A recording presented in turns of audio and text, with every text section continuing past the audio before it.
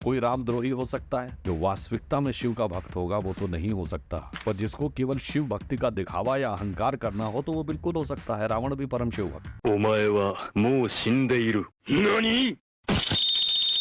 फिर भी यदि आप ये कह रहे हैं बहुत शिव भक्त है, तो आपने ईश्वर के नाम की शपथ क्यों नहीं ली? उन्होंने अंग्रेजी में शपथ ली है और ये कहा, आई solemnly affirm, he has not said I swear in the name of God। जिनके लिए राम राजनीति का विषय होते हैं, मैं अयोध्या तो याद दिलाना चाहता हूँ, राम का नाम लेके चुनाव के अभियान की शुरुआत एक ही बार की गई भारत की राजनीति। राजीव गांधी ने अयोध्या से भगवान राम का नाम लेकर शुरू किया कि हम राम राज्य लाएंगे। भगवान शंकर को जब आप तांडव नृत्य करते देखते होंगे तो कभी आपने मार्क किया उनका कौन सा पैर उठा रहता है?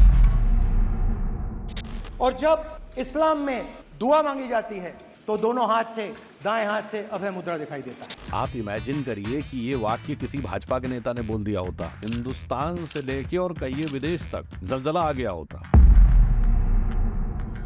कि 20वीं सदी में साइंस की सबसे बड़ी खोज वो है हिग्स बोसॉन, जो 2012 में सन लेबोरेटरी में खोजा गया, जिसे आम बोलचाल की भाषा में गॉड पार्टिकल कहते हैं। यानी माना गया ब्रह्मांड का मूल कण है जिससे इवॉल्व होकर पूरा यूनिवर्स बना। और वो हिग्स बोसॉन यूरोप की जिस सन लेबोरेटरी में खोजा गया तो वहाँ भगवान शंकर की नटराज के रूप में तांडव करते हुए मूर्ति लगी। फिट्जे कैपरा जो ऑस्ट्रियन साइंटिस्ट है, वो उसका कारण बता रहा है कि क्यों लगी है। वो कह रहा है, the sum atomic level, the perpetual creation and destruction of universe is like the cosmic dance of Shiva।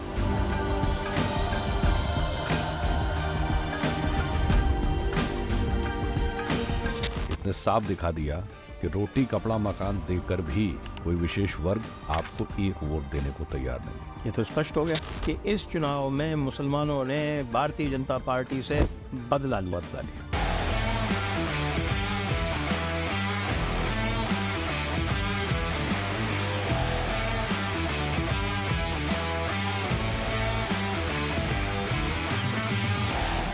My honor to be here and thank you very much. Let me have the pleasure of shaking you by the hand, as a Brit would say. नमस्ते, आप सभी का स्वागत है आज के इस Jaipur dialogues podcast में। और आज हमारे साथ हैं आपके जाने पहचाने और अद्भुत मेधा के धनी सुधांशु त्रिवेदी जी। नमस्कार, स्वागत है आपका सुधांशु जी। आप आए यहाँ हमारे जयपुर डायलॉग्स के पॉडकास्ट में, आपका बहुत बहुत धन्यवाद। तो मैं सबसे पहले आरंभ करूँगा कुछ राजनीतिक बातों से, और राजनीतिक बातों में मुझे ध्यान आता है तुलसीदास जी की एक चौपाई है, क्षुद्र नदी भरी चली तो नहीं, आगे आप जानते हैं। तो हमारे नए जो शिव भक्त एक पैदा हुए हैं भारत में, आप जानते हैं मैं किसकी तरफ इशारा कर रहा हूँ, राहुल गांधी जी। चिरयुवा चिरव्याकुल। चिरव्याकुल। तो वो जो है वो आजकल नई नई परिभाषाएं बता रहे हैं शिव भक्ति की। तो इसके बारे में आप क्या कहेंगे? शिव भक्त रामद्रोही भी हो सकता है क्या? देखिए, आपने बड़ा अच्छा प्रश्न किया है। देखिए, आपके प्रश्न में ही उसका उत्तर निहित है। पहले तो अभी आपने जो इतना अच्छा एक रामचरितमानस की चौपाई कोट की, तो मैं दर्शकों के लिए उसका अंग्रेजी में भावानुवाद किए देता हूँ। उसका अर्थ होता है empty vessels make much noise. Empty vessels make much noise, तो वही दिखाई पड़ रहा है। देखिए, जो आपने कहा, क्या शिव भक्त होकर भी कोई रामद्रोही हो सकता है? जो वास्तविकता में शिव का भक्त होगा वो तो नहीं हो सकता, पर जिसको केवल शिव भक्ति का दिखावा या अहंकार करना हो तो वो बिल्कुल हो सकता है। रावण भी परम शिव भक्त था। मैं ये नहीं कहना चाहता हूं, इसको शब्दशः न ले मेरे कांग्रेस के मित्र, परंतु विवेक से समझा जा सकता है। पर दोनों की भक्ति में क्या अंतर था?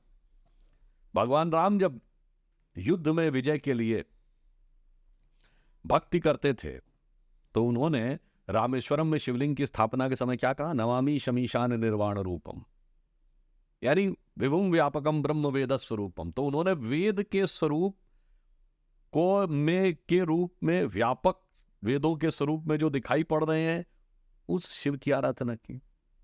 और रावण ने जब युद्ध के समय गया, तो शायद हमारी पीढ़ी वालों को और को याद होगा, उस समय वो जब रामायण सीरियल में दिखाया गया है तो क्या कहता है कि अगर ये शक्तियां भी मुझे मिली हैं तो इस पर मेरा पूरा अधिकार था, और वो करके जाता है।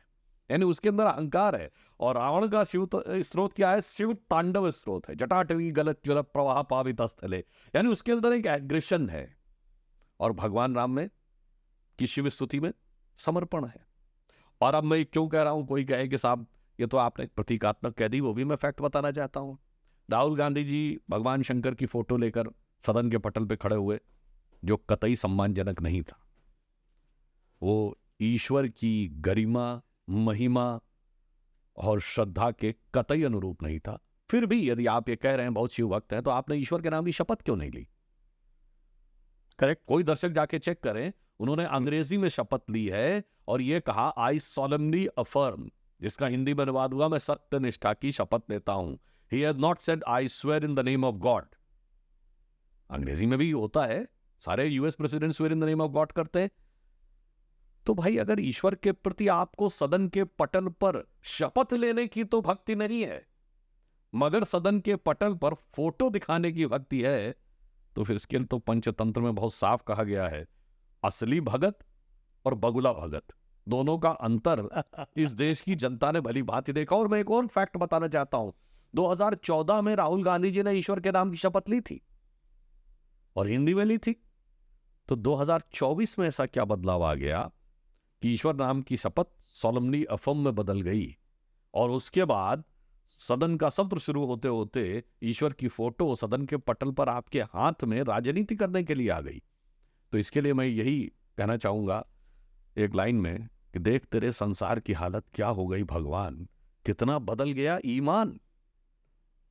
तो इसलिए जो आपने कहा, भक्ति कोई भी कर सकता है, पर ईश्वर ये तय करते हैं कि किसकी भक्ति वास्तविक भक्ति है और किसकी बगुला भक्ति है। आज भी मैं कहना चाहूंगा, जो लोग अहंकार में फूले नहीं समा रहे हैं कि अयोध्या में भाजपा को वांछित सफलता नहीं मिली इसलिए उनका अहंकार चढ़ा जा रहा है, तो उसके लिए रामचरितमानस की वह पंक्ति है, अजहु तात त्यागी अभिमाना, भजहु राम हुई है कल्याणा। अभी भी अहंकार छोड़ दीजिए और ये विचार मत रखिए कि साहब हम चुनाव में सफलता नहीं मिली। अरे याद करिए, चुनाव की तो बात छोड़िए, वास्तविक युद्ध में भी भगवान राम के भी नागपाश लगा था और उनको भी ये कुछ कालखंड के लिए मूर्छा गई थी और राम विरोधी दल में खुशी की लहर छा गई थी। परंतु वो तो प्रभु की लीला थी, भगवान परीक्षा ले रहे थे और ऐसी ही परीक्षा 30 वर्ष पूर्व भी ली थी। जब याद करिए, ढांचा गिरने के बाद हमारी 4 राज्य सरकारें बर्खास्त कर दी गई थी, चुनाव हुआ और हम उत्तर प्रदेश में भी सरकार नहीं बना पाए थे।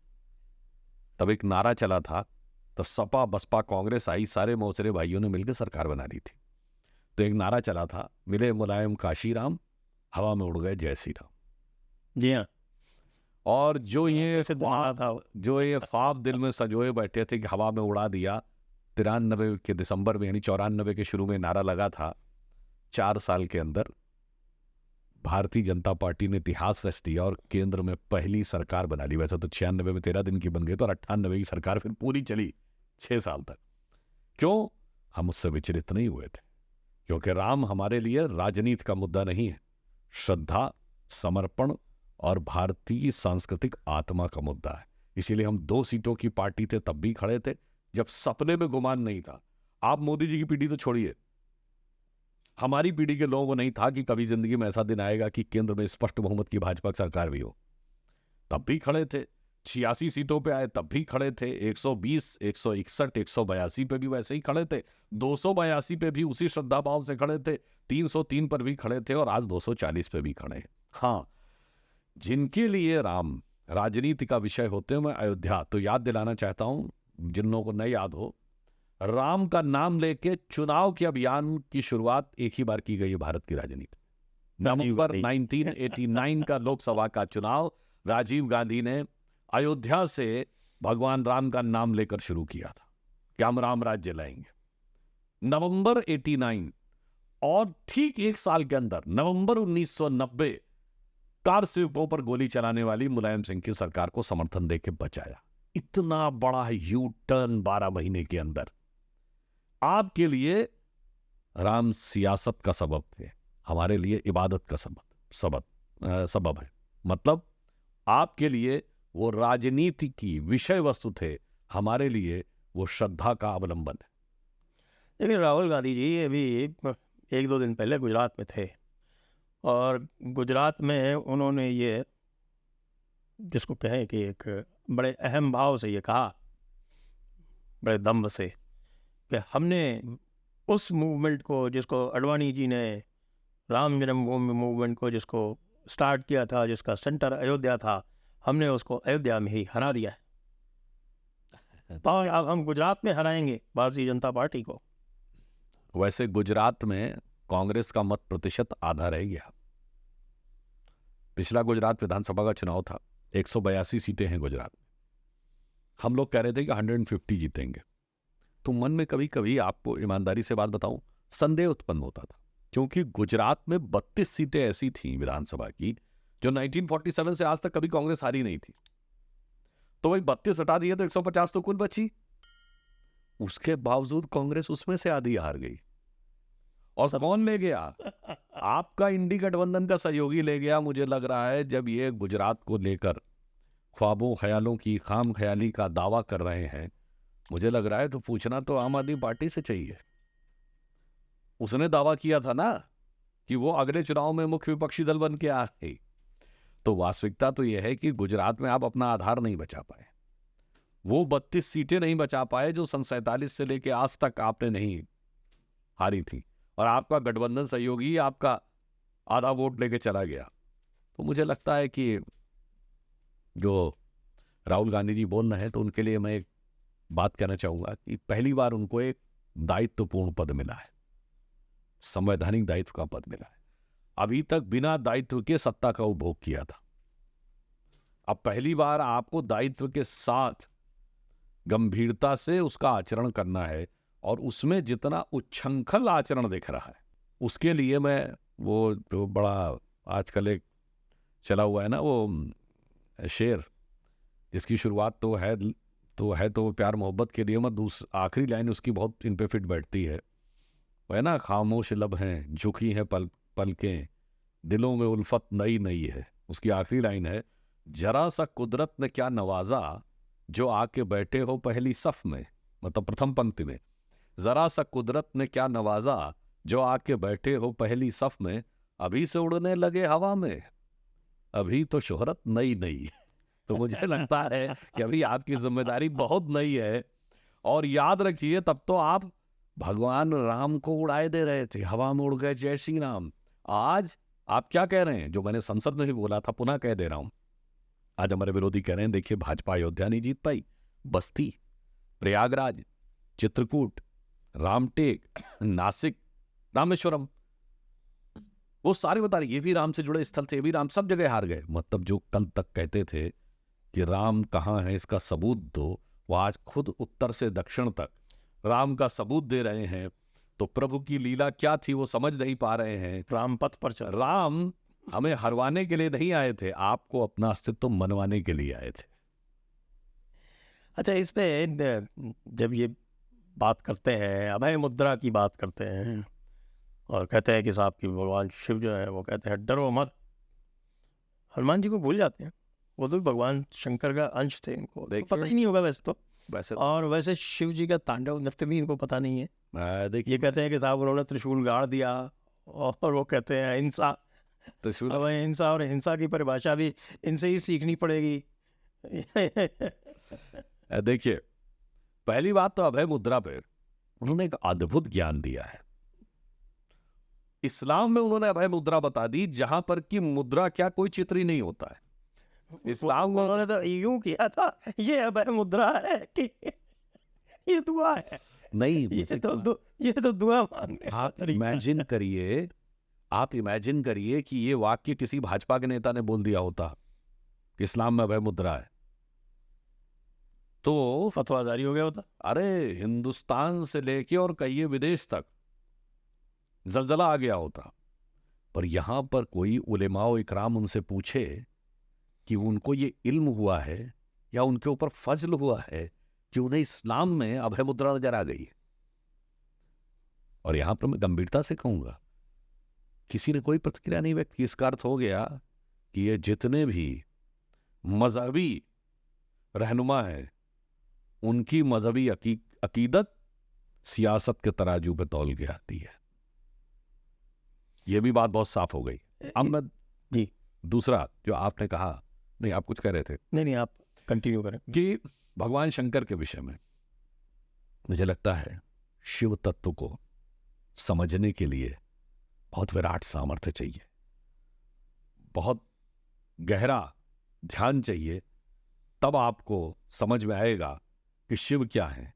शिव समझने का नहीं, अनुभूति का विषय है। और अगर केवल बुद्धि के स्तर पर समझना हो तो मैं राहुल गांधी जी को बताना चाहता हूं, आपको लग रहा है शिव सिर्फ शांति के प्रतीक है? जो बात मैं पहले भी कई बार कह चुका हूं, संहार के प्रतीक हैं शिव। नहीं मैं तो उसको रिपीट कर रहा हूं। हमारे त्रिदेव वाली जो धारणा है, 21वीं सदी में साइंस की सबसे बड़ी खोज कौन सी हुई है? वो है हिग्स बोसॉन, जो 2012 में सन लेबोरेटरी में खोजा गया, जिसे आम बोलचाल की भाषा में गॉड पार्टिकल कहते हैं। यानी माना गया ब्रह्मांड का मूल कण है जिससे इवॉल्व होकर पूरा यूनिवर्स बना।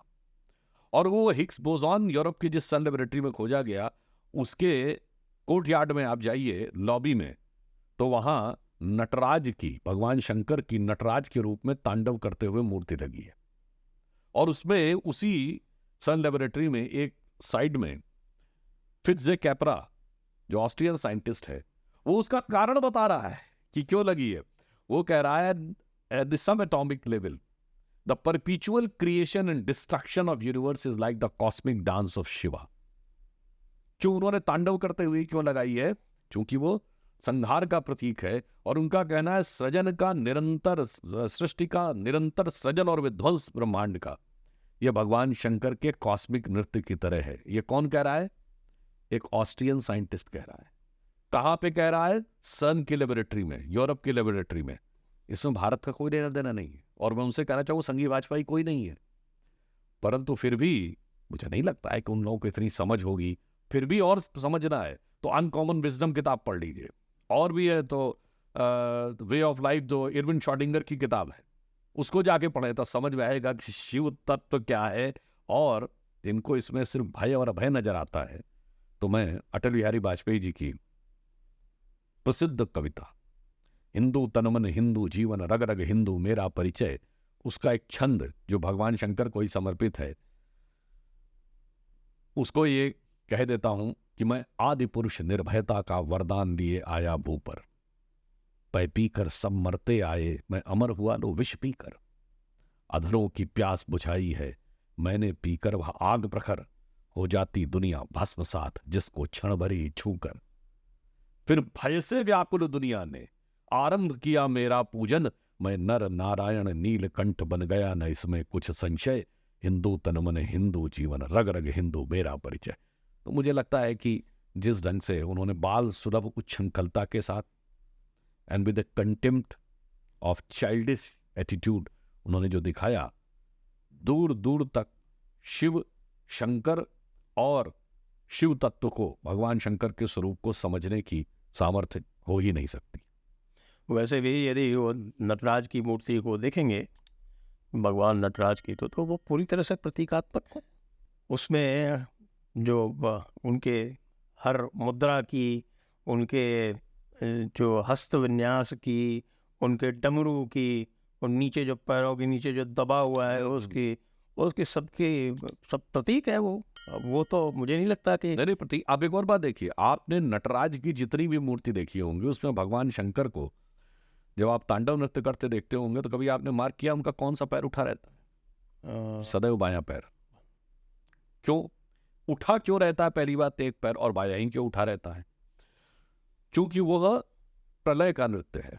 तो जब संसार अस्तित्व में होगा तो प्रकृति और पुरुष यानी दोनों एनर्जीज स्टेबल होंगी फर्मनेस के साथ, और पुरुष तो शाश्वत रहता है, यानी ब्रह्म शाश्वत रहेगा।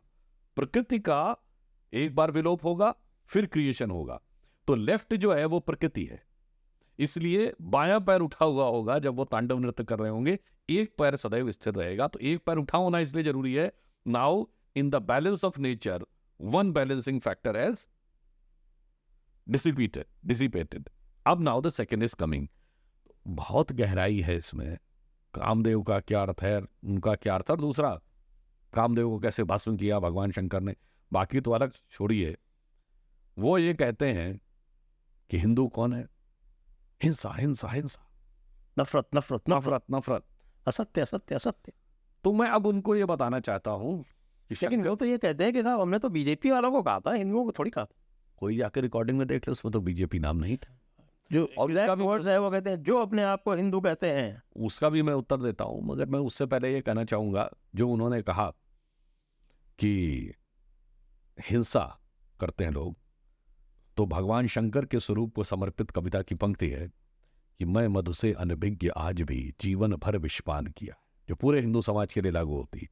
मैं मधु से अनभिज्ञ आज भी जीवन भर विषपान किया है, किया नहीं विध्वंस विश्व का आजीवन निर्माण किया है। दीन दुखी हूं पर मानव के वनवासी हूं पर दीन दुखी मानव के मन में रहता हूं। सन्यासी हूं पर वैभव से दुनिया की झोली भरता हूं, और शूर भरे कंटक पथ पर जीवन भर अभियान किया है, किया नहीं विध्वंस विश्व का आजीवन निर्माण किया है। और विध्वंस का चरम होती है भस्म, तो कहते हैं मुट्ठी भर अवशिष्ट भस्म पर जीवन भर अभियान किया है, और जरूरत पड़ी तो प्रलयंकर हूं महाकाल बन पापों का अवसान किया है, किया नहीं विध्वंस विश्व का आजीवन निर्माण किया है। उस विराट तत्व को समझने के लिए जिस प्रकार का छिछोरापन मैं कहता हूं संसद के पटल पे दिखाया गया, वो अशोभनीय है। और दुख की बात यह है कि वो पार्टी जो महात्मा गांधी की विरासत का दावा करती हो, जो महात्मा गांधी ने कभी सोचा था कि हिंद स्वराज लिखा था, तिलक ने स्वराज्य की बात कही थी, स्वराज्य में स्व का तत्व इतने विकृत और विक्षिप्त रूप में संसद के पटल पर दिखाई पड़े, वो भी उसी पार्टी के द्वारा, ये और भी दुखद और कष्टदायी है। अच्छा, आप जो बात कही कि उन्होंने कहा कि बीजेपी वालों के लिए, उस पर भी मैं कहना चाहूंगा, ये कोई राहुल गांधी जी का कोई आइसोलेटेड बयान थोड़ी है। प्रधानमंत्री श्री नरेंद्र मोदी जी ने क्या कहा फ्लोर पे, फ्लोर द हाउस, शक्ति के बारे में बोला। ये एक संयोग है या प्रयोग है। देखिए, इन्होंने लगातार, ये वो है जिन्होंने कहा कि हिंदू धर्म में जो शक्ति है उससे हमें लड़ना है। ये वो गठबंधन है जिसने ये कॉन्फ्रेंस की इरेडिकेशन ऑफ सनातन धर्म, हिंदू धर्म का समूल नाश। ये वो गठबंधन है जिन्होंने रामचरितमानस की प्रतियां फाड़ी।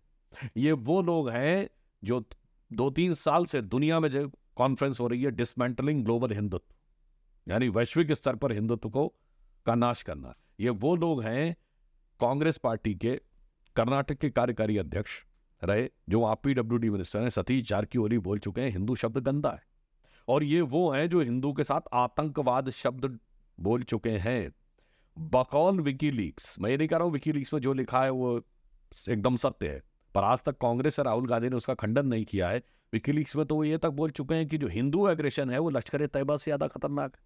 तो ये एक सुविचारित और विकृत मानसिकता का प्रतीक है जो हेल बेंट अपॉन है हिंदू धर्म को लेट डाउन करने के लिए। और इस संदर्भ में याद दिलाना चाहता हूं, दर्शक जाके देख सकते हैं, अटल जी की जो 13 दिन की सरकार थी, उसमें जो सुषमा स्वराज जी का अविश्वास प्रस्ताव के ऊपर स्पीच थी, उसमें उन्होंने एक शब्द प्रयोग किया था कि दिल्ली का जो लुटियंस जोन है, यानी भारत की सत्ता का केंद्र, जब तक आप उसमें अपने हिंदू होने पे शर्म का अनुभव ना करें, तब तक आपको वहां पर मान्यता नहीं मिल सकती।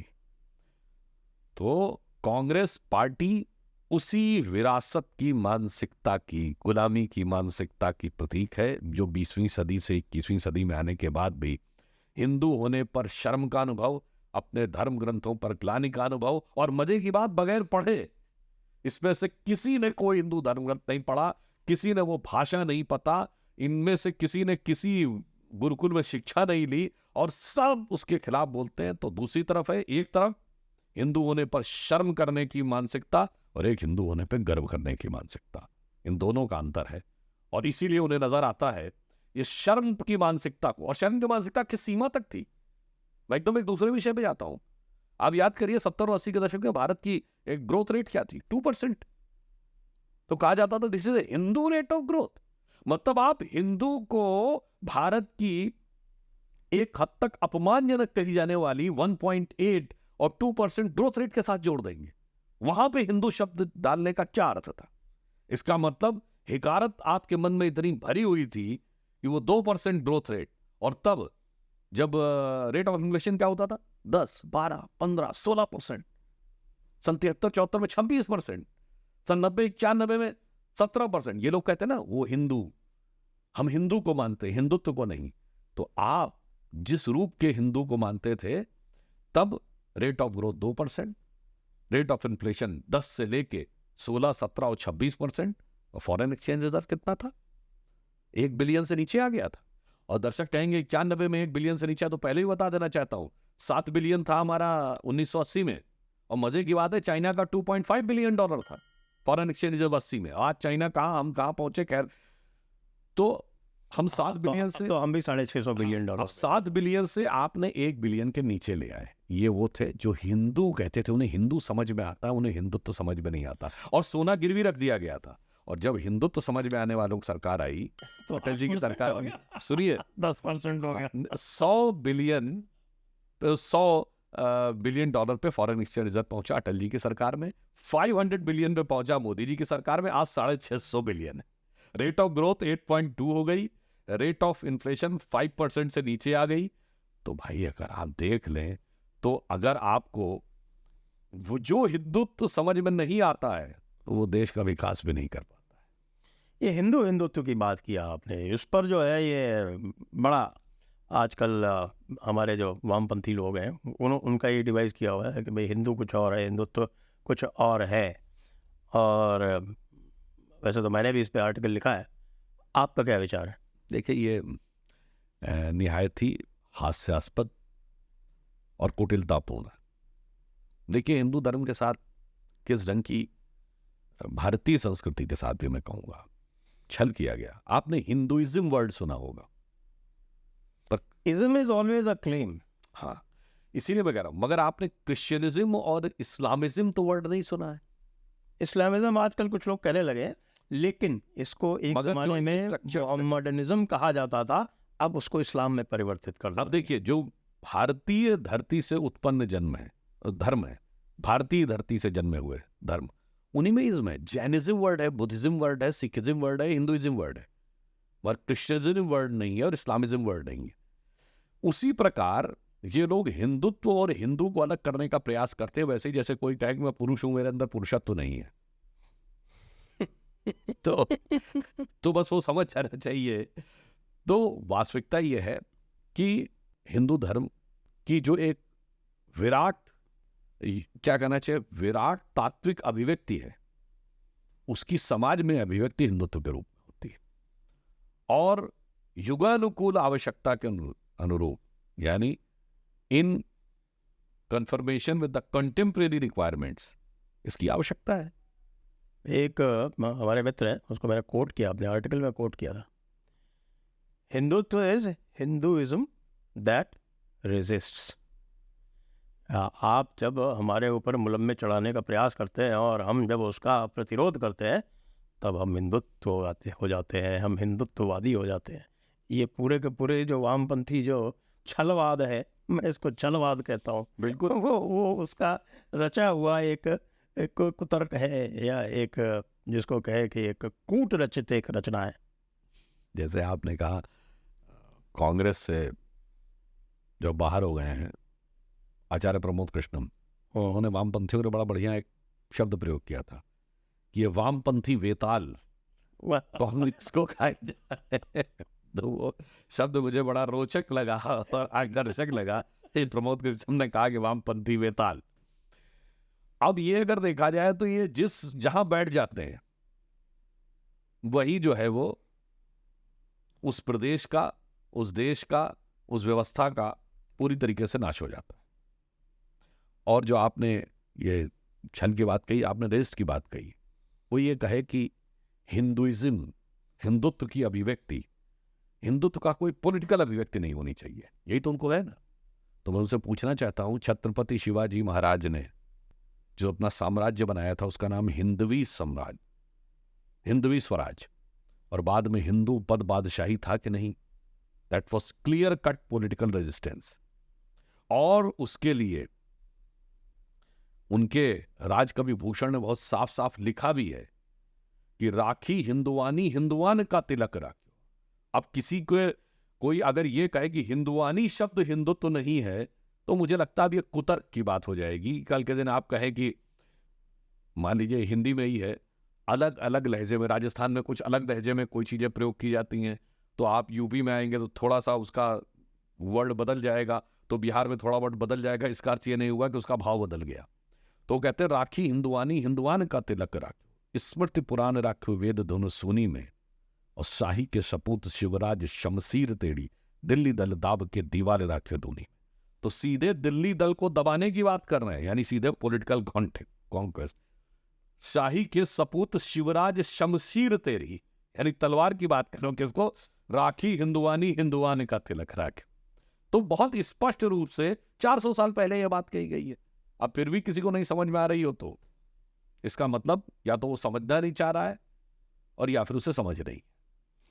आपने वामपंथ की बात की, वामपंथियों के बारे में भी थोड़ी बात कर लें। जो वामपंथियों का, वैसे तो यदि देखें उनका राजनीतिक रूप से, उनकी राजनीतिक पार्टियों को देखें तो उनकी जो संख्या है वो अत्यल्प है। एक समय था जब वो सेकंड लार्जेस्ट पार्टी हुआ करते थे, लेकिन उनका जो उद्देश्य है वो स्पष्ट है, आज भी स्पष्ट है। उन्होंने ही अंग्रेज़ों के सामने जो गंगाधर अधिकारी रिपोर्ट बनाई थी, जिसमें ये कहा गया था कि 18 पार्ट्स होने चाहिए, एक पाकिस्तान होना चाहिए और शेष भारत भी 17 टुकड़ों में बांटा जाना चाहिए। आज तक उन्होंने इसको डिसोन नहीं किया, आज तक नहीं किया। मेरा तो कभी भी किसी से साहब का पड़ता है किसी टीवी चैनल वगैरह पे, तो मेरा तो स्टैंडर्ड प्रोटोकॉल है, मैं सबसे पहले उनसे यही पूछ लेता हूँ कि भाई हैव यू डिसोन की गंगाधर अधिकारी रिपोर्ट? तो सीधे मेरे ऊपर चढ़ जाते हैं, गालियाँ शुरू कर देते हैं और संघी भी बोलने लगते हैं। उनकी दृष्टि में सबसे घृणित गाली है वो बोलते हैं। तो ये वामपंथ को जो कांग्रेस ने हमारा पूरा आज शिक्षा तंत्र सौंप दिया, जो नैरेटिव सौंप दिया, मैं आपसे ये पूछना चाहता हूँ कि 10 वर्ष की सरकार हो गई, हम अभी भी इस विषय में कुछ ठोस नहीं कर पाए, तो क्यों? देखिए, सरकार ने, हमारी सरकार जब आई 2014, 15, 16, आपको याद हो कितना भीषण विरोध हुआ था। हर प्रकार के छल प्रपंच ग्रुप के द्वारा अपनाए गए थे, अवार्ड वापसी और जाने क्या क्या, और देश और विदेश सब ढंग से। सरकार ने उसके बावजूद देश की अर्थव्यवस्था से लेके राष्ट्रीय सुरक्षा तक सारी चीजों पे एक प्रभावी सुदृढ़ आधार बनाने का काम किया। शिक्षा व्यवस्था पर भी उसी दिशा में काम शुरू हुआ। नई शिक्षा नीति आते आते 2019 हो गया था। दुर्भाग्य से कोविड आ गया, तो वो 2 साल उसके चक्कर में चले गए इम्प्लीमेंटेशन में। मगर ये बात, मैं आपकी बात को मानता हूं कि जो एक कश्मीर फाइल्स फिल्म में डायलॉग था ना कि गवर्नमेंट उनकी है मगर सिस्टम हमारा है, तो ये वायरस की तरह सिस्टम के में इस ढंग से फैला हुआ है कि उसको काउंटर करने के लिए बहुत व्यवस्थित ढंग से और बहुत लंबा ड्यूरेशन चाहिए। और उससे ज़्यादा ज़रूरी है कि लोगों में जागरूकता है। जैसे थोड़ी जागरूकता आई है, लोग उसको अपने आप समझना शुरू हुए कि ये है क्या, किस प्रकार की चुनौतियां हैं। जैसे फिल्मों में जो दिखाया जाता है हमेशा भारतीय संस्कृति को लेट डाउन करते हुए, वो चीज़ें अब लोगों को समझ में आनी शुरू हुई हैं। 10-15 साल पहले नहीं समझ में आती थी, लोग उसको मनोरंजन की तरह डील करते हैं। तो identification of enemy, understanding of the enemy, understanding the consequences, वो अब लोगों को धीरे धीरे समझ में आना शुरू हुआ है। देखिए, एक पूरा जो इकोसिस्टम जिसकी बात करते हैं, ये सिस्टम तो हमारा है, तो सिस्टम इकोसिस्टम है। और ये जो वामपंथ है, ये वामपंथ ने भी अपने मुखौटे बदले हैं, अपना चरित्र बदला है। एक समय में वामपंथ जो होता था वो पूरी तरह से आर्थिक आधार पर होता था। वो आर्थिक आधार वाले वामपंथ को बड़ी भयंकर चोट लगी जब सोवियत यूनियन कोलैप्स हो गया। लेकिन रोक रहा हूँ बीच में जी, इस चुनाव ने भी एक बड़ा वामपंथ का मजेदार चेहरा दिया है। वो वामपंथ जो कहता था कि पूरी दुनिया में 2 ही जातियां होती, अमीर और गरीब, वो आग कहने लगा नहीं, गरीब को जात नहीं होती, जातियां तो जाति होती हैं। मतलब बुर्जुआ और प्रोलेटेरिएट की बात करने वाले लोग, जब प्रधानमंत्री मोदी जी ने कहा गरीब, युवा, अन्नदाता और नारी शक्ति। उन्होंने कहा भाई गरीब और अमीर होता तो वामपंथी कहने लगे अमीर गरीब नहीं होता, जिनकी पूरी की पूरी थ्योरी इसके ऊपर टिकी हुई थी। आप इससे समझिए कि कैसा उनके अंदर परिवर्तन आ रहा है, या यूं कहें। और दूसरा एक और उदाहरण समझिए, जो कहते हैं धर्म एक अफीम है। आई स्टिल रिमेंबर 2006-07 की बात है, पश्चिम बंगाल में ट्रांसपोर्ट मिनिस्टर थे कोई मिस्टर चक्रवर्ती। उन्होंने केवल दक्षिणेश्वर काली मंदिर में जाके पूजा कर ली थी, तो उनका एक्सप्लेनेशन कॉल हो गया था कि आपने कम्युनिस्ट होकर पूजा कैसे कर ली। और उसी पश्चिम बंगाल में फुरफुरा शरीफ के गद्दी नशी पीरजादा अब्बास सिद्दीकी के साथ कम्युनिस्ट पार्टी ने गठबंधन कर लिया। तो जो आपने कहा ये वामपंथ बहुत अलग अलग प्रकार के स्वांग रच के आता है, और इस चुनावों में तो एक विचित्र ही प्रकार का स्वरूप दिखाई पड़ा, both on caste and religion. मैं बात पूरी कर लूँ, क्योंकि ये जो आर्थिक वामपंथ था, वो आर्थिक वामपंथ है, इसने अपना चेहरा सोवियत यूनियन के बाद में पूरी तरह से बदल लिया। वो इसने मान लिया कि ये हमारी उसको असफलता माने या सफलता माने, क्योंकि 1930-40 के दशक में ही ग्राम्स्की इत्यादि में या मार्क्यूज इत्यादि ने जो कल्चरल मार्क्सिज्म है, जो पोस्ट मॉडर्निज्म है, इसकी जो दूसरी धाराएं थीं वो विकसित करना आरंभ कर दी थी। और इनका जो प्रयोग है वो आप देख सकते हैं कि पश्चिम में आरंभ हो गया था, बल्कि 70 के दशक से ही आरंभ हो चुका है, बल्कि कुछ लोग तो कहते हैं 60 के दशक में ही आरंभ हो गया था। और उसके जो अवयव हैं उसमें ये है कि आप किसी देश की जो अस्मिता है उस पर प्रहार करो, और उसकी जो संस्कृति है उसको तोड़ो, फैमिली सिस्टम को तोड़ो। उनका फैमिली पर बहुत बड़ा स्ट्रेस है कि साहब ये फैमिली है, ये टूटनी चाहिए। पश्चिम में अधिकांश रूप से सफल भी हो गए, सफल हो गए, वो सफल हो गए। अब मैं ये देख रहा हूँ कि भारत में इसको जो है वो इम्पोर्ट किया जा रहा है। जब प्रोनाउंस की बात होती है तो हमने पार्लियामेंट में देखा कि साहब पार्लियामेंट में भी कहा कि नहीं नहीं ही शी नहीं, और इसको ऐसे किया जाए। तो मेरे विचार से इसका जो एक इसके बारे में जानकारी होनी चाहिए, उसका भारत में अभी भी अभाव है। जो हमारा शासक तंत्र है, और माफ़ करें जो मेरे जो एक्स कोलीग्स हैं या जो जूनियर कोलीग्स हैं, वो बहुत सारे जो है वो उन स्थल पर बैठे हुए हैं, IAS वाले और IPS वाले, उनको इसका कतई ज्ञान नहीं। और वो जो कुछ भी बहुत सारे, कोई JNU से पढ़ के आए हैं, कोई DU के हैं, कोई यहाँ है, अभी तो आप ये देखिए कि वो इतने सफल हो गए कि उन्होंने IITs में ह्यूमैनिटीज़ खुलवा दी। और भारत सरकार, माफ़ करें, आज की भी भारत सरकार जो है उसके लिए अपनी पीठ थपथपाती है। IITs में ह्यूमैनिटीज़ करके और उसके बाद क्या बातें कर रहे हैं वो लोग। वो एक वो है वो IIT दिल्ली वाली देवी जी, वो कई बार आती हैं, जरा उनकी बातें सुन लीजिए। तो मुझे ये लग रहा है कि हमारे जो शासन में कि इस बात की संवेदना और भी अधिक आनी आवश्यक है कि अब जो वामपंथ का चेहरा है, वो वामपंथ का चेहरा, जैसे आपने कहा कि उन्होंने कहा जातियाँ हैं, तो ये तो जो इंटरसेक्शनैलिटी का जो सिद्धांत है पोस्ट मॉडर्निज्म का, उसका बेसिक है। इसमें आश्चर्य करने की कोई बात ही नहीं है। वो जो इकोनॉमिक कॉन्फ्लिक्ट वाली बात थी, कॉन्फ्लिक्ट है, लेकिन कॉन्फ्लिक्ट को उन्होंने दूसरी तरह से यहाँ पर निरूपित करने की और उसको आरोपित करने का प्रयास क्या लगभग सफल है वो। तो ये हम कैसे शासक वर्ग में ये संवेदना लाएं? नहीं, देखिए, कॉन्फ्लिक्ट इंपॉर्टेंट बात ये नहीं थी कि वो जातियों को आइडेंटिफाई कर रहे हैं और वो कर रहे हैं। इंपॉर्टेंट बात ये थी कि वो अमीर गरीब को डिनाई कर रहे हैं। मतलब वो डिनायल मोड में आ गए कि अमीर गरीब कोई मुद्दा ही नहीं है, जाति मुद्दा। और मजे की बात यह है कि भारत की राजनीति के जो सबसे बुर्जुआ नेता हैं उनके साथ वो खड़े हो गए। भारत की राजनीति की एक और विडंबना है, जिन्होंने कहा कि मैं गरीबों की, निर्धनों की, वंचितों की, शोषितों की राजनीति कर रहा हूं या कर रही हूं, वही सबसे कम समय में सैकड़ों करोड़ की संपत्ति के मालिक बने। भारत की राजनीति का सबसे बड़ा बुर्जुआ क्लास जो है वो उस वर्ग की रहनुमाई का दावा करता है, क्योंकि रहनुमाई करता तो वो वर्ग वहां पे नहीं रहता जो कि अपने जो उसको गरीब माना जाता है।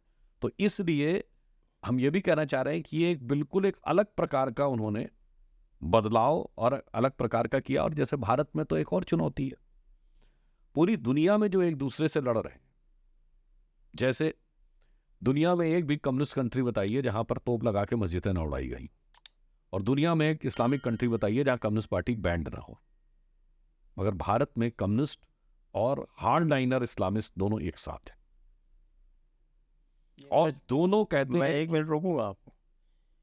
ये जो चरित्र है ये बहुत समय से है, दोनों आपस में एक दूसरे का उपयोग करते हैं और वो सत्ता पाने के लिए करते हैं। जब सत्ता पा लेते हैं तो जिसकी चलती है वो दूसरे को समाप्त कर देता है। ये ईरान में देखा गया, ये सेंट्रल एशिया में देखा। बिल्कुल, आपने बिल्कुल सही कहा। वो इसी पॉइंट पे मैं आ रहा हूं, जो मैं पहले भी इस विषय को कह चुका हूं कि एक कम्युनिस्ट कंट्री बताइए जहां तोप लगा के मस्जिदें न उड़ाई गई हों, और एक मुस्लिम कंट्री बताइए जहां कम्युनिस्ट पार्टी बैंड ना हो। एक कम्युनिस्ट कंट्री बताइए जहां फ्रीडम ऑफ स्पीच हो, और एक मुस्लिम कंट्री बताइए जहां फ्रीडम ऑफ स्पीच हो। और यहां पर यही दोनों हमको फ्रीडम ऑफ स्पीच सिखाते हैं। इसलिए मैं कह रहा हूं, देश की जनता को इस नैरेटिव को समझना होगा। अगर प्रधानमंत्री जी ने कहा है, मोदी जी ने, कि ये 25 साल अमृतकाल है, तो किस किस प्रकार का विष हमारे दिमाग में भरा हुआ है, हमें उसको समझना होगा। जो विशेषकर लेफ्टिस्टों ने, जो आपने बहुत अच्छी तरह पता होगा, जो यूरी बेजबनेव का या जो पूरा है, stage of demoralization, then stage of destabilization, then stage of, उनके हिसाब से रिवोल्यूशन यानी violent reaction, then stage of normalization means establishment of the communist regime. तो आप ये सोचिए कि उस डिमोरलाइजेशन के तहत किस ढंग की चीजें हमारे दिमागों में भर दी गई हैं, और हमने उसको इतनी सहजता से स्वीकार कर लिया है कि हम उसके बियॉन्ड सोच ही नहीं सकते। अब एग्जाम्पल के लिए कम्युनिस्ट कहते हैं कि सारा साइंटिफिक टेम्परामेंट वो लोग लेके आए। अब एक सिंपल सी बात कहिए, और कांग्रेसी कहते हैं साहब वही लोग लेके आए, नेहरू जी लेके आए। अब बताइए, भारत को आज तक इंडियन सिटीजन अगर किसी को साइंस को नोबेल प्राइज मिला है तो किसको मिला? सीवी रमन को 1930 में, तो उनके आने से पहले हो गया। मगर उसके बावजूद हमें बताया जाता है कि नहीं साहब साइंटिफिक टेम्परामेंट वो लेके आते हैं, जबकि फंडामेंटल साइंस में जो बड़ी बड़ी डिस्कवरी हुई है उनमें कम्युनिस्ट कंट्रीज का योगदान बहुत कम है, और इस्लामिक कंट्रीज का जीरो है, ऑलमोस्ट जीरो। एक दौर था बैतुल हिकमत का दौर, आज से 800-900 साल पहले, तब वो एक अलग बात थी। मगर आज की डेट में उनका योगदान जीरो है, और वो हमको समझाते हैं कि आप साइंटिफिक टेम्परामेंट किसे कहते हैं। हारून रशीद का वक्त था। हाँ, तो ऐसी चीजें जो माइंड में है, इस समय हमें उसको समझने की जरूरत है। अब मैं एक बात और आप लोगों के ध्यान में कहना चाहूंगा। आज के समय में अगर आप देखें तो ये मेरे मन में एक बात आई कि भारतीय समाज में कहा जाता साहब बड़ा भेदभाव, और जातिगत व्यवस्था में बड़ा भेदभाव था। इसको लेकर एक जातिगत संघर्ष का विषय, जरा आप गौर करिए किन राज्यों में यह विषय ज्यादा है। आप देखिए, कश्मीर में, पंजाब में, राजस्थान में उतना नहीं है, उत्तर प्रदेश में है। उत्तर प्रदेश से आप इधर जरा चले आइए मध्य प्रदेश में, तो वहां पर कास्ट का फैक्टर उतना बड़ा नहीं है। इंदौर, ग्वालियर, इंदौर आ जाइए, नहीं है।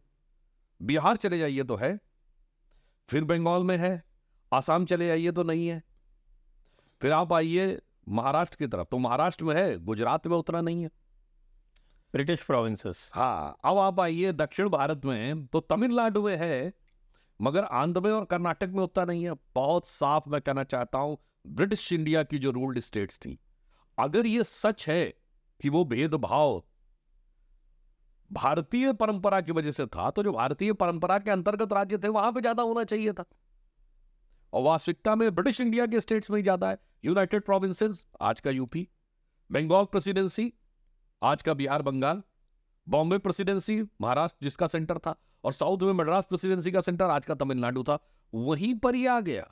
तो आप सोचिए कितने सटीक तरीके से हमारे दिमाग में भरा गया। दुख की बात यह थी कि ब्रिटिश इंडिया ने तो इंडिया को जिस ढंग से डिस्ट्रॉय करने का पूरा प्लानिंग की थी, ये तो सबको पता ही है, और दो जगहों पे उन्होंने सबसे ज्यादा स्ट्रांग अटैक किया।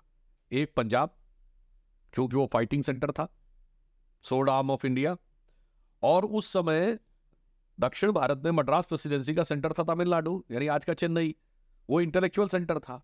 दोनों जगह ऐसी फीलिंग पैदा कर दो कि वो भारत के विरुद्ध हो जाए।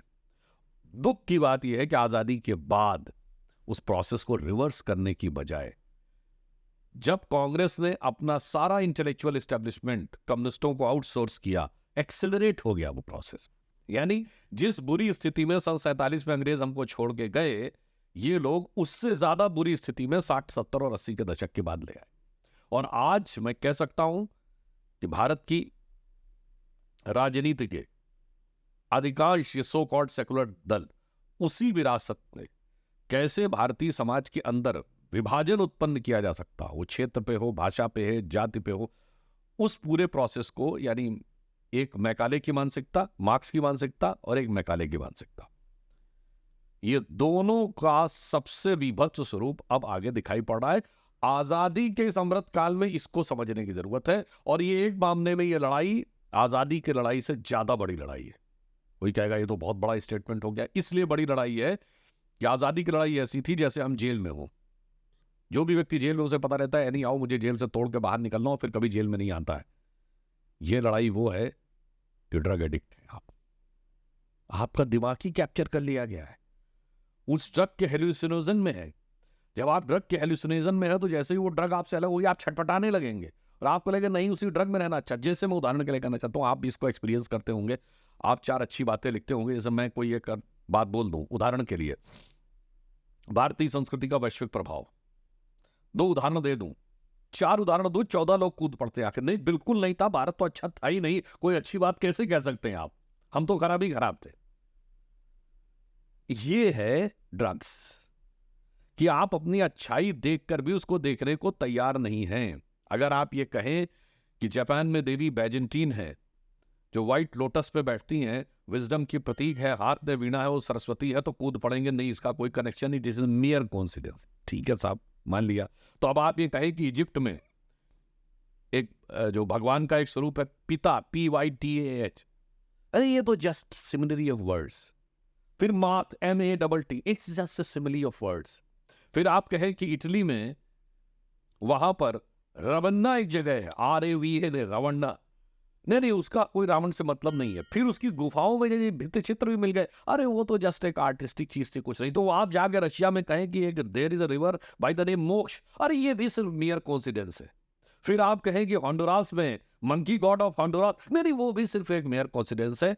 यानी आपको इधर से उधर तक, पूरब से पश्चिम तक फैले हुए ये सारी चीजें दिखाई पड़ रही हो, और उसके बाद हर व्यक्ति इस बात को लेकर सोशल मीडिया में कूद पड़े कि इसमें ना भारत का कोई प्रभाव है और भारत का प्रभाव देखा जा रहा है, तो वो एक निगेटिव फंडामेंटल मतलब कम्युनल चीज है, ये ड्रग्स है। वाल्मीकि रामायण में सुग्रीव ने चारों दिशाओं में पैसिफिक ओशन, ईस्ट रिम से लेके Pacific Ocean west rim, Peru का जो वो साइन है जिसका उल्लेख वाल्मीकि रामायण में है, वो आज भी वहां पेरू में साइन दिखता है। अब ये लोग पूछिए साहब, अगर वो काल्पनिक थी रामायण, तो पेरू के उस पर्वत के ऊपर का साइन जो आज भी दिखता है, उसका मैं नाम बोल रहा हूं, वो क्या, वो वाल्मीकि रामायण में उसका उल्लेख है, तो वो कैसे है भाई? चलो अगर आप ये कहें एंडीज में, तो इसका मतलब वो लोग उसे जानते थे। अरे जिस प्रकार की प्लानिटरी पोजीशंस दी हुई हैं वो आज सॉफ्टवेयर में डाली है तो एग्जैक्ट निकल आती हैं, वो सारी चीजों को डिनाई करने का, इसलिए बहुत बड़ी, जैसे कहते हैं ना कि आप वो जैसे ड्रग एडिक्ट को बाहर निकालना होता है, वैसे ही मैकाले और मार्क्स की जो ड्रग्स हैं इनसे बाहर निकालने की देश को बहुत बड़ी जरूरत है। प्रधानमंत्री जी ने 2022 के अपने स्वतंत्रता दिवस के अपने भाषण में इसका एक फ्रेमवर्क दिया था, और उन्होंने वो 5 प्रण बताए थे, और वो 5 प्रण थे विकास, जो उन्होंने कहा था, एक भारत को विकसित राष्ट्र बनाना है 2047, दूसरा गुलामी की मानसिकता से मुक्ति करना है, तीसरा अपनी विरासत पे गर्व करना है, और चौथा इस सब के लिए कर्तव्य करना है, और 5वां था कि कर्तव्य सामूहिक रूप से करना है, यानी इन आइसोलेशन नहीं, इन कोऑर्डिनेशन करना है। जी, लेकिन इन पर कुछ एक्शन प्लान नहीं बना आज तक। नहीं, देखिए एक्शन प्लान है, सरकार उसके ऊपर कार्य कर रही है, तभी तो आपको उसके प्रभाव दिखाई पड़ रहे हैं। अब मान लीजिए गुलामी की मानसिकता से ही मुक्त होने की बात है, तो अगर आप देखें सांस्कृतिक स्वाभिमान के गौरव के जितने प्रतीक और जिसका उत्थान इस कालखंड में हुआ, एक आप पहले उदाहरण से सोचिए, प्रधानमंत्री जी पहली मैं विदेश एक मिनट टोकूंगा आपको। ये बात आपकी जो है वो मैं बिना कहे मान लेता हूँ। जब मैं कहता हूँ एक्शन प्लान, तो ब्यूरोक्रेटिक लैंग्वेज में उसका एक अर्थ होता है, और वो एक्शन प्लान जो है वो ऊपर से नीचे तक जाता है। हमारी ब्यूरोक्रेसी पर उसका कोई प्रभाव नहीं है। आपके संकेतों को वो नहीं समझती, न समझना चाहती है। किसी भी ब्यूरोक्रेट को केवल अपने करियर से मतलब होता है। आप कहें कि राष्ट्रवादी आप ढूंढने चलेंगे अगर ब्यूरोक्रेसी में, तो I wish good luck to you. नहीं, वो बात आपकी सही है कि भाई ब्यूरोक्रेसी एक पैटर्न के ऊपर काम कर रही है और वो पैटर्न उनका बहुत लंबे समय से चला आ रहा है। सरकार ने इसमें कई नीतिगत बदलाव किए और जिससे भारत की छवि और सांस्कृतिक पक्ष अलग दिखा। एग्जाम्पल के लिए, प्रधानमंत्री जी पहली बार विदेश गए तो पहली बार ऐसा हुआ भगवत गीता प्रेजेंट की, उसी को लेकर हो हल्ला हो गया, ऐसा क्यों कर दिया गया। यह योग दिवस का विषय आया। उसके बाद से आपने देखा होगा कि बदलाव इस सीमा तक कि जो लोग ये कहते थे कि राम मंदिर बनेगा तो मिडिल ईस्ट के देश पेट्रोल देना बंद कर देंगे, वहां जब अबू धाबी में मंदिर बनने लगा। इतना बदलाव अगर लाने में सरकार सफल रही है तो कहीं ना कहीं साथ, हाँ, वो जो आप बात कह रहे हैं, आर्टिकुलेशन नहीं है। देखिए वो जो आप बात कह रहे हैं, नहीं, सरकार अपने स्तर से जितना, संकेत हैं, आर्टिकुलेशन नहीं है। मैं देखिए स्पष्ट कर रहा हूँ इसमें। अगर आपको ऐसा प्रतीत होता है कि सरकार के सिस्टम के अंदर क्या हो रहा है, अब देखिए आप पूर्व ब्यूरोक्रेट रहे, आपको बेहतर जानकारी होगी। ये विषय तो सरकार की व्यवस्था के अंदर बैठा हुआ कोई व्यक्ति बेहतर बता सकता है कि वहां पर किस प्रकार के परिवर्तन हो रहे हैं, क्योंकि सामाजिक कल्याण से लेके, राष्ट्र के विकास से लेके, राष्ट्र की सुरक्षा से लेके, नई इमर्जिंग टेक्नोलॉजी सिनेरियो से लेके और डिप्लोमेसी तक बड़े विजिबल प्रभाव दिखाई पड़ रहे हैं। नई शिक्षा नीति भी बनी है और सांस्कृतिक संदर्भों में भी अगर आप देखें तो अब चाहे शंकराचार्य जी की मूर्ति वहां बनना हो बद्रीनाथ में, केदारनाथ में, वहां से लेके और हैदराबाद में जो मूर्ति बनी, इस ढंग की अगर आप चीजें देखें तो एक धरातल के ऊपर बदलाव दिखाई पड़ता है। अब आप जो कह रहे हैं इंट्रिंसिक है, तो सरकार के अंदर का कोई व्यक्ति बता सकता है कि क्या प्लानिंग है और उसका कितना क्या एग्जीक्यूशन है, मगर इंटेंशन के मामले में सरकार का इंटेंशन और उसके विजुअल रिफ्लेक्शंस बहुत साफ दिखाई पड़ रहे हैं। थोड़ा बात कर लेते हैं 2024 के चुनाव की। तो जो 2024 के चुनाव में नारा 400 पार का था और 300 के नीचे रह गए, तो ये कितना बड़ा सेटबैक है?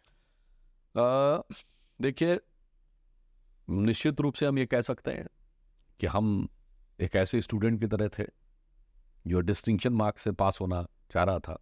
सरकार हमारी तीसरी बार बनी है और ये ऐतिहासिक परिवर्तन है, पर डिस्टिंक्शन की वजह फर्स्ट डिवीजन मिले तो ये मेरिटोरियस स्टूडेंट के लिए बहुत खुशी का सबब नहीं होता है।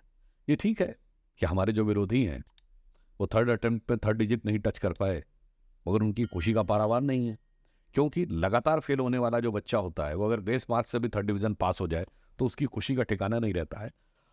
हम निश्चित रूप से अपने उस प्रदर्शन से पूर्णतः संतुष्ट नहीं हैं, तो पार्टी इस पे व्यापक विश्लेषण और विवेचन कर रही है कि कौन कौन सी चीजें ऐसी रहीं जिस कारण से हमें वो अपेक्षित सफलता नहीं मिली। यद्यपि हम इतिहास बनाने में सफल रहे, नेहरू के बाद मोदी जी पहले प्रधानमंत्री बने और नेहरू का जमाना और आज की तो तुलना नहीं की जा सकती, जो लगातार तीसरी बार सरकार बनाने में सफल हो गए और गठबंधन को स्पष्ट बहुमत मिला।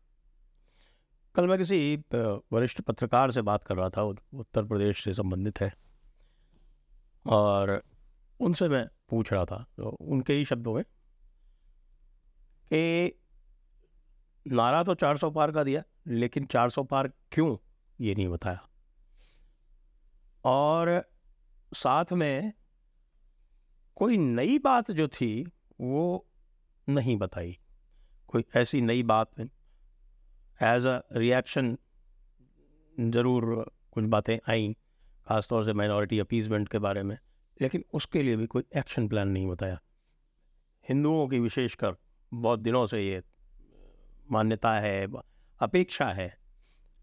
यद्यपि वो अपेक्षा आप कह सकते हैं कि साहब हमारे तो घोषणा पत्र में नहीं है, संकल्प पत्र में नहीं है, तो आपने ऐसी क्यों अपेक्षा रखी? लेकिन जो कोर वोट है आपका, उसकी अपेक्षा है ये, आप भी जानते होंगे कि जो हिंदुओं के कोर इश्यूज हैं, वक्फ बोर्ड हटना है, टेम्पल्स को थोड़ी स्वायत्तता मिलनी है, जो आपके माइनॉरिटी इंस्टीट्यूशंस को जो तवज्जो दी जा रही है वो समाप्त होनी चाहिए, मदरसों में जो है वो देश विरोध पढ़ाया जा रहा है उसके ऊपर रोक लगनी चाहिए, इत्यादि इत्यादि। तो ये जो नवाचार था, जो सांकेतिक रूप से कहा गया, ये स्पष्ट क्यों नहीं कहा जा सकता था? देखिए, जब आप इस चुनाव की बात करें तो इस चुनाव ने 2-3 चीज़ें फूड फॉर थॉट दी। जैसे हम लोग पहले कम्युनिस्टों की बात कहते थे, वो कहते थे जीवन की मूलभूत आवश्यकताओं, हमारे विरोधी भी कहते हैं जीवन की मूलभूत आवश्यकताओं की बात करो, रोटी कपड़ा मकान। इसने साफ दिखा दिया कि रोटी कपड़ा मकान देकर भी कोई विशेष वर्ग आपको एक वोट देने को तैयार नहीं है। ये तो स्पष्ट हो गया। दूसरा, बस आपकी बात को ही ऐड करूंगा, अरशद मदनी देवबंद के चीफ, उनका बयान आया है अभी, मेरे ख्याल से 2-4 दिन ही हुए। उनका बयान आया है कि इस चुनाव में मुसलमानों ने भारतीय जनता पार्टी से बदला लिया। ये आया है। और मजे की बात यह है कि उत्तर से दक्षिण तक किसी इस्लामिक धर्मगुरु ने अथवा पॉलिटिकल लीडर ने इसका कोई खंडन नहीं किया है। तो एक तरफ बताया जाता है कि आप, एक से कहा जाता है तुम रोटी कपड़ा मकान देखो, तुम्हें 2,000 या 4,000 रुपए फ्री मिल रहे हैं, तुम उसको देखो। दूसरा कहता है कितना भी फ्री मिले। ये फूड फॉर थॉट है, सोचने की बात है। एक के लिए बताया जाता है कि all eyes should be on Rafah, चाहे आपको पता हो ना पता हो कि रफा है क्या, रफा है कहां। दूसरे से कहा को समझाया जाता all eyes should not be on Ayodhya. एक समुदाय को यह कहा जाता है कि तुम्हें तो इंटैक्ट रहना है, मुत्तहिद रहना है। कहां तक? हमास के समर्थन तक। और दूसरे से कहा जाता है तुम्हें तो विभक्त ही रहना है, डिवाइड ही रहना है। किसमें? उत्तर में दक्षिण में, मराठी और उत्तर भारतीय में, तमिल और हिंदी में, अगड़े और पिछड़े में, दलित और सवर्ण में। तो अगर देखा जाए तो इस चुनाव ने यह भी एक, जिसे कहेंगे पॉलिटिकल साइंटिस्ट लोगों के लिए, एक एनालिसिस का विषय दिया है कि चुनावी जीत और हार का आधार, जिसे आप विकास, और मजे की बात है कि विकास की बात करने की स्वयंभू दावेदारी करने वाले दलों ने ही एक समुदाय विशेष को यह समझाने का प्रयास किया कि विकास पे नहीं, दूसरे मुद्दे पे वोट दो। तो एक के लिए मुद्दा कुछ और है और एक के लिए मुद्दा कुछ और है। इस कारण से भारत की राजनीति के अंदर का जो एक संतुलन है उसे बनाना अपने लिए चुनौती। हम तो विकास के लिए प्रतिबद्ध हैं, हमने सबके लिए विकास की बात कही है, हमने कोई भेदभाव नहीं किया है। मगर एक और बात भी इस चुनाव में, 4 बिंदुओं पर यह इस देश का पहला चुनाव था। एक, इससे पहले आपको कोई चुनाव नहीं याद होगा जिसमें विदेश में बैठे हुए किसी धन कुबेर ने कहा हो, जैसे जॉर्ज सोरेस ने कहा कि $1 बिलियन मैंने रखे हैं मोदी की सरकार को हटाने के लिए।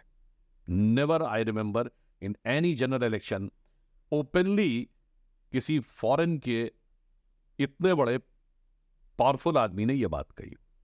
दूसरा पॉइंट, कोई चुनाव आपको नहीं ध्यान होगा जिसमें पाकिस्तान के मंत्री स्तर के व्यक्ति ने भारत के चुनाव में हस्तक्षेप करते हुए एक पार्टी का फेवर में बोला हो। मैं फवाद चौधरी की बात कर रहा हूं, जो पाकिस्तान के पूर्व मंत्री हैं, और ये उस कैटेगरी का मंत्री है जिसने पाकिस्तान की नेशनल असेंबली में, यानी फ्लोर ऑफ द हाउस पे कहा था हमने पुलवामा तक घुस के मारा है।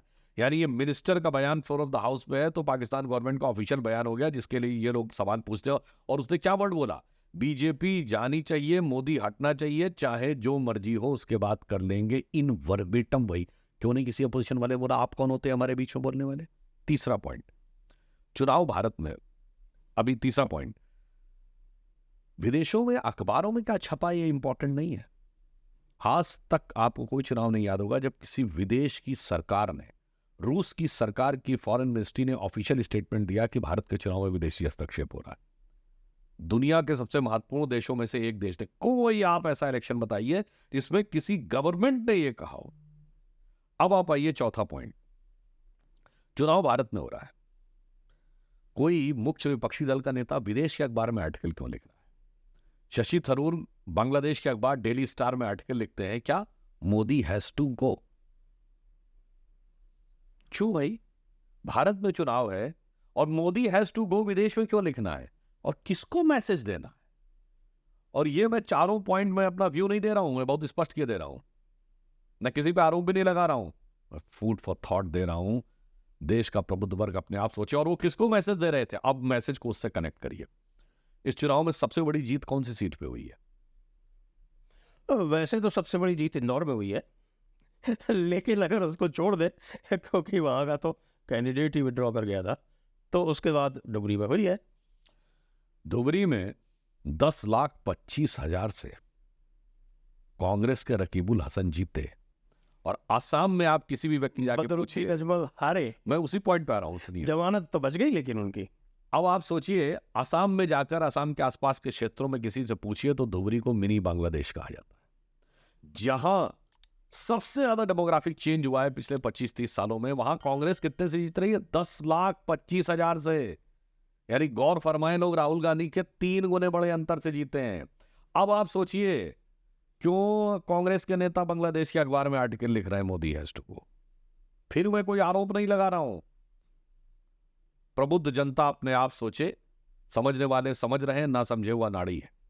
अब जो आपने कहा उसका अगला प्रश्न, अब ये मैं वहां से आता हूं फिर जो राहुल गांधी जी की उच्छृंखलता या अति उत्साह के अतिरेक पर जो आप आ रहे थे। धुबरी में बदरुद्दीन अजमल चुनाव हार जाते हैं, यानी उनकी पार्टी, वो जो AIUDF के नेता, जो लोग दर्शक लोग आपके आसाम की राजनीति से ना बहुत उतना वाकिफियत रखते हो, तो AIUDF एक पार्टी, इसके संस्थापक बदरुद्दीन अजमल, जिसके बारे में यह धारणा है कि ये बांग्लादेशी घुसपैठियों के हितों की संरक्षक पार्टी है, उसका नेता चुनाव हार जाता है और कांग्रेस को वोट मिलता है। इसका मतलब वो वोट भी कांग्रेस को मिला।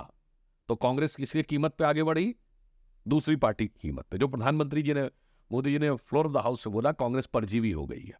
अब आप आइए, जहां सीधा मुकाबला था बीजेपी से, वहां एक भी राज्य ऐसा नहीं है जहां कांग्रेस बीजेपी से अधिक सीटें पाने में सफल हुई हो। हर राज्य में हम जीतते हैं। लेकिन पहले उनका जो रिकॉर्ड था वो 10% से नीचे था, इस बार वो 26% पे पहुंच गए। किस पे? जो डायरेक्ट कॉन्टेस्ट हुए हैं उसमें वो 8% पे थे, 8 से 26 पे पहुंच गए। नहीं, डायरेक्ट 8% पे नहीं थे भाई। राजस्थान, मध्य प्रदेश, छत्तीसगढ़ में 8% उन्हें वोट मिला हो 2019 में, मुझे ऐसा तो नहीं लगता। नंबर ऑफ सीट्स की बात कर। हाँ, नंबर ऑफ। अब यहां जो मैं कहना चाह रहा हूं, अब आप देखिए, उनको शानदार सफलता मिली महाराष्ट्र में, 14 सीटें मिली, वो नंबर 1 की पार्टी हो गए महाराष्ट्र विकास अघाड़ी के दम। केरल में मुस्लिम लीग के दम पे उनको 14 सीटें मिलती हैं। कर्नाटक में वो JDS का वोट खाकर सत्ता में आते हैं। तेलंगाना में TRS का वोट खाकर वो सत्ता में आते हैं। उत्तर प्रदेश में सपा की 33 सीटों से ज्यादा चर्चा कांग्रेस की सीटों की हो रही है, 37 सीटों से ज्यादा चर्चा कांग्रेस की 6 सीटों की हो रही है। तो आप समझ सकते हैं कि कांग्रेस का राइज, और धुबरी वो उसका उदाहरण बता रहा है, किसके लिए बड़ी चुनौती है। और इसीलिए जो आपको कांग्रेस में राहुल गांधी के पूरे आचरण में जो इतना एग्रेसिवनेस नजर आ रही है, अब उन्हें लग रहा है कि वो अपना पुराना वोट बैंक जो इन्हीं क्षेत्रीय दलों ने उनसे छीना था, ये वही वोट बैंक है जो जिसको हम, ये मैं नहीं कहता कि सारे मुस्लिम ही उस तरफ है, पर कट्टरपंथी मुस्लिम वोट बैंक जो सपा ने छीना था कांग्रेस से उत्तर प्रदेश में, RJD ने छीना बिहार में, AIUDF ने छीना असम में, TRS ने छीना तेलंगाना में, वो सब धीरे धीरे धीरे धीरे कांग्रेस वापस पाने की, तो उसे लग रहा है कि अब हम उसको वापस पा सकते हैं। ये इस चुनाव का सबसे बड़ा निष्कर्ष है। इसलिए कांग्रेस का राइज भारतीय जनता पार्टी के लिए उतनी बड़ी चुनौती नहीं है जितना इंडी गठबंधन के दलों के लिए है। कहीं ऐसा ना हो, जैसे मैं यूपी का रहने वाला हूं, आपको बताएं, कांग्रेस की 2/3 बहुमत की सरकार हुआ करती थी, उसके बाद मुलायम सिंह आए, गोलियां चलवाई तो कांग्रेस खत्म ही हो गई। तो राजीव गांधी की कांग्रेस से यही वोट बैंक मुलायम सिंह लेके चले गए थे। अब ऐसा ना हो कि मुलायम सिंह जी के बेटे से वो विरासत राजीव गांधी का बेटा लेने के लिए खड़ा हो। ये खतरा तो है पूरा। लेकिन उत्तर प्रदेश की बात कर लेते हैं थोड़ी सी, कि उत्तर प्रदेश के चुनाव में ये जो मुस्लिम वोट बैंक का कंसोलिडेशन है, ये कुछ अर्थों तक तो ठीक है, लेकिन ये तो हमेशा था। अंतर इतना ही पड़ा कि पहले 80 588% था, शायद 92% नहीं, हो इसमें गया। एक अंतर है। मुस्लिम वोट बैंक, अब ये मैं बीजेपी के प्रवक्ता के रूप में नहीं कह रहा हूं, ये मैं एक पॉलिटिकल एनालिस्ट के रूप में कह रहा हूं। जहां बीजेपी कांग्रेस का मुकाबला, वहां तो कांग्रेस को मिलता था। जहां कांग्रेस कॉन्टेस्ट में नहीं है बीजेपी के साथ, वहां वो क्षेत्रीय दलों को मिलता था। इस बार वहां भी कांग्रेस की तरफ गया है। हाँ जी, ये तो है, लेकिन उत्तर प्रदेश की बात यदि कर ले तो उत्तर प्रदेश में तो पिछले लोकसभा चुनाव में जो एनडीए था, यानी कि भारतीय जनता पार्टी प्लस अपना दल, वो 50% से ऊपर थी। और इस बार 41% पे है। 41-42% पर आ गई। तो ये मुस्लिम वोट बैंक की वजह से तो नहीं हुआ। आपका स्वयं का वोट टूटा, क्या टूटा, कहाँ टूटा, अयोध्या में क्या हुआ, काशी में क्या हुआ, ये रिप्रेजेंटेटिव सैंपल्स हैं। देखिए, बात सही है। यदि हमारे वोट में 7% की कमी आई है, क्योंकि हम 49% वोट के आसपास थे, ऑलमोस्ट 50 के नज़दीक थे, अब हम 42 के आसपास आ गए, तो मानी हुई बात है कि कोई ना कोई हमारा समर्थक वर्ग कम हुआ। इसके कई निष्कर्ष हो सकते हैं। एक, जो पोलिंग कम हुई तो ये माना जा सकता है मेजॉरिटी में हमारा ही वोट कम पोल हुआ। बहुत सारे विश्लेषण हो सकते हैं। अब वो उत्तर प्रदेश की बैठक भी चल रही है, कई राउंड ऑफ मीटिंग्स चल रही हैं, जिसमें इस सारी बातों का सम्यक विश्लेषण किया जाएगा। अब जैसे जो मीडिया में प्रचलित धारणा है कि अनुसूचित वर्ग को वो भ्रमित करने में सफल हो गए कि संविधान और आरक्षण का विषय आ जाएगा वगैरह वगैरह, बहुत से कुछ जगहों पर जातिगत समीकरणों में कहीं एक वर्ग में दूसरे वर्ग में कोई ऐसी फीलिंग आ गई, इत्यादि इत्यादि। क्या क्या हो सकता है? हो सकता है कहीं पर हमारा कार्यकर्ता भी सेंस ऑफ कॉम्प्लेसेंसी में रहा हो कि 400 पार तो हो ही रहा है, तो कुछ ना भी काम कम करेंगे तो कौन सा हो जाएगा वगैरह वगैरह। ये मेरे अनुमान है। तो मेरे विचार से जब पार्टी बैठेगी तो ये सम्यक विश्लेषण करेगी तो फिर क्या आरएसएस की नाराजगी है? आप देखिए, संघ के साथ हमारा नाविनाल का संबंध है, तो मानी हुई बात है कि उनका क्या विचार था।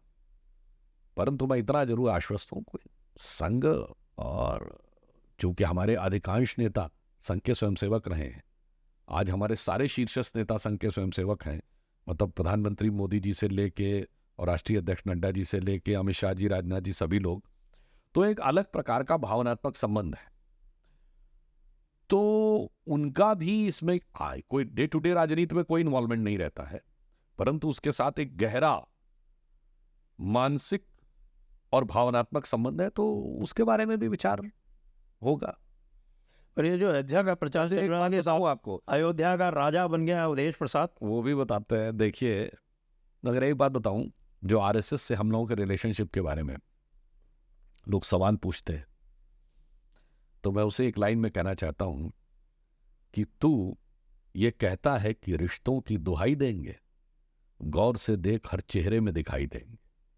तू ये कहता है कि रिश्तों की दुहाई देंगे, गौर से देख हर चेहरे में दिखाई देंगे, हम तो महसूस किए जाते हैं खुशबू की तरह, कोई शोर नहीं है जो सुनाई दे। बहुत खूब। अयोध्या के राजा के बारे में क्या कहेंगे?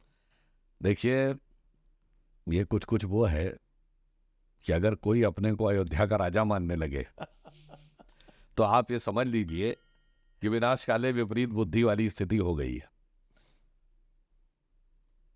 दुख की बात क्या है कि एक पार्टी कह रही जैसे कि अयोध्या में उन्होंने राम मंदिर के आंदोलन को हरा दिया, और दूसरे अपने को अयोध्या का राजा कहने लगे। तो मुझे लगता है फिर वही जहां हम लोग शुरू में थे कि शिव भक्त रामद्रोही भी हो सकता है क्या, तो इसका उत्तर मैं दे चुका हूं। तो वो उस ढंग की शंकर प्रिय मम द्रोही शिवद्रोही मम दास, ते नर करहि कल्प भर घोर नरक मोहवास। ये तुलसीदास जी कहते हैं। और वैसे ये जो नैरेटिव है कि अयोध्या यानी जो फैजाबाद की जो असेंबली सीट है वो तो भारतीय जनता पार्टी ने जीती है। हाँ, हाले तो बीकापुर, मिल्कीपुर, दरियाबाद, रुदौली में है। तो अयोध्या के राजा कैसे हुए? दरियाबाद के हो जाएं, मिल्कीपुर के हो जाएं, रुदौली के हो जाएं, तब तक तो ठीक लगता है। अगर इसमें आपने एक मजेदार बात नहीं देखी, समाजवादी नेता राजा की बात करने लगे। ऐसा समाजवाद आपने नहीं देखा होगा। मतलब कारण उनके मुंह से क्यों निकला? ये वो पार्टियां हैं जो राजशाही में ही विश्वास करती हैं। समाजवादी पार्टी जब से बनी है 1990 से, तब से राष्ट्रीय अध्यक्ष और मुख्यमंत्री का पद कभी भी परिवार के बाहर गया हो तो बताइए। कांग्रेस पार्टी में 100 साल तो से- टिकट भी बाहर नहीं गए। हाँ, इस बार तो वो जैसे एक पुरानी, अभी ज्यादा पुरानी नहीं, 20-25 साल पुरानी फिल्म था मेरे अपने, बहुत हिट नहीं हुई थी। अब मीना कुमारी और नहीं, ये थी, ये धर्मेंद्र ने अपने पूरे परिवार के लिए बनाई थी ना, मेरे अपने, सनी देओल और वो सब भी थी, कुछ ऐसे ही था नाम। तो भैया पुरानी जो मेरे अपनी हाँ। थी वो दूसरी थी, या फिर मीना कुमारी की फिल्म थी वो। तो जो है पूरी पंचायत सिर्फ 5 लोगों के बीच में रह गई। तो आप ये समझिए, ये सारी पार्टियां वो हैं जो लोकतंत्र में विश्वास नहीं करती, जो राजतंत्र में विश्वास करती हैं, इसीलिए उनके मुंह से बरबस राजा शब्द निकल जाता है। वो तो है ही है, और न्यू फ्यूडलिज्म ही तो है, और क्या है ये। काशी की बात थोड़ी सी कर ले अंत में। 70,000 वोट बढ़ा और प्रधानमंत्री का वोट 62,000 कम हुआ, और अंतर 4,79,000 से घट के 1,52,000 हो गया। तो कहीं मिसमैनेजमेंट हुआ देखिए, या कि कोई रोष था, या कोई ऐसा नैरेटिव चल गया, क्या हुआ? कम से देखिए कम मेरा ये मानना है, प्रधानमंत्री के क्षेत्र में तो टारगेट 10 लाख वोट का था प्रधानमंत्री के लिए, और मार्जिन 6 लाख वोट का था। देखिए मेरा मानना है कि उत्तर प्रदेश हो, काशी या अयोध्या और पूरे देश में, यदि हमें व्यापक स्तर पर वो वांछित सफलता नहीं मिली है, तो कोई 1 या 2 कारण इसके लिए रिस्पॉन्सिबल नहीं हो सकते। There has to be several reasons for this, और उसके लिए पार्टी का विश्लेषण चल रहा है। और हमने हमेशा हर चुनाव परिणाम के बाद एक आकलन किया है। 2004 की पराजय और 2009 की पराजय के बाद भी किया था, और 14 और 19 की विजय के बाद भी किया था। और उसके आधार पे हम कह सकते हैं कि जब विश्लेषण होगा तो हमारा केंद्रीय नेतृत्व सम्यक दृष्टि से उन सब पर विचार करेगा, और जो भी उसके अंदर लगेगा हमें कि संशोधन करने की आवश्यकता है, कोई रणनीति में बदलाव करने की आवश्यकता है, अप्रोच में कोई परिमार्जन करने की आवश्यकता है, तो वो किया जाएगा।